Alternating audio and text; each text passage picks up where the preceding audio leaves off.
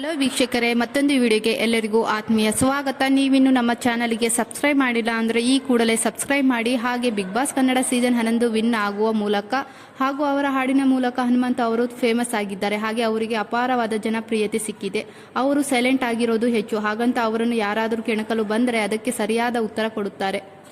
ಈಗ boys versus girls ವೇದಿಕೆ ಮೇಲೆ ನಿವೇದಿತಾ ಗೌಡ ಅವರನ್ನು ಇಟ್ಟುಕೊಂಡು ತಮ್ಮನ್ನು ಕೆಣಕಲು ಬಂದವರಿಗೆ ಹನುಮಂತ ಖಡಕ್ ಉತ್ತರ ನೀಡಿದ್ದಾರೆ. ಹನುಮಂತು ಅವರು ಖಡಕ್ಕಾಗಿ ಉತ್ತರ ಕೊಡುವುದಕ್ಕೆ ಅಸಲಿ ಕಾರಣವೇನಂತ ಈ ವಿಡಿಯೋದಲ್ಲಿ ತಿಳಿಸ್ಕೊಡ್ತೀನಿ. ಈ ವಿಡಿಯೋನ ಕೊನೆಯವರೆಗೂ ನೋಡಿ.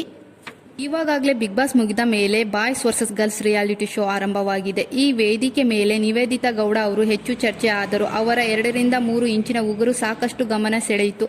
ಇದರ ಗುಣಗಾನನೂ ಮಾಡಲಾಯಿತು. ನಟಿ ಶ್ರುತಿ ನಿವೇದಿತಾ ಗೌಡ ಅವರ ಬಳಿ ಇಷ್ಟು ಉದ್ದದ ಉಗುರನ್ನು ಇಟ್ಕೊಂಡಿದೆಯಲ್ಲ, ಯಾರಾದರೂ ನಿಮಗೆ ಮುದ್ದೆ ಕೊಟ್ಟರೆ ಅದನ್ನು ಹೇಗೆ ತಿಂತೀರಿ? ಈ ಉಗುರಿಂದ ತಿನ್ನಲು ತೊಂದರೆ ಆಗಲ್ವಾ ಎಂದು ಪ್ರಶ್ನೆ ಮಾಡಿದರು. ಅದಕ್ಕೆ ನಟಿ ಶ್ರುತಿ ಅವರ ಪ್ರಶ್ನೆಗೆ ಉತ್ತರಿಸಿದ ನಿವೇದಿತಾ ಗೌಡ, ನಾನು ಮುದ್ದೆ ತಿನ್ನಲು ಸಾಮಾನ್ಯವಾಗಿ ಚಮಚ ಹಾಗೂ ಫೋರ್ಕ್ ಯೂಸ್ ಮಾಡ್ತೀನಿ ಅಂತ ಹೇಳಿದರು.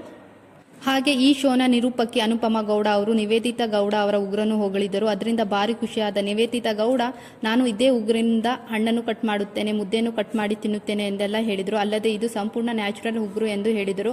ಇದನ್ನು ಕೇಳಿ ಎಲ್ಲಾ ಸ್ಪರ್ಧಿಗಳು ಶಾಕ್ ಆದ್ರು, ಅದರಲ್ಲೂ ಹನುಮಂತ ಅವರು ಶಾಕ್ ಆದ್ರು ಅಂತ ಹೇಳ್ಬೋದು. ಹಾಗೆ ಅನುಪಮಾ ಗೌಡ ಅವರು ಹಳ್ಳಿ ಹೈದ ಹನುಮಂತ ಅವರು ಈ ಉಗುರಿನ ಬಗ್ಗೆ ಏನ್ ಹೇಳ್ತಾರೆ ಅಂತ ಕೇಳೋಣ ಅಂತ ಇದರ ಬಗ್ಗೆ ಪ್ರಶ್ನೆ ಮಾಡಿದ್ರು. ಅದಕ್ಕೆ ಹನುಮಂತ ಅವರು ಖಡಕ್ಕಾಗಿ ರಿಪ್ಲೈ ಕೊಟ್ಟರು.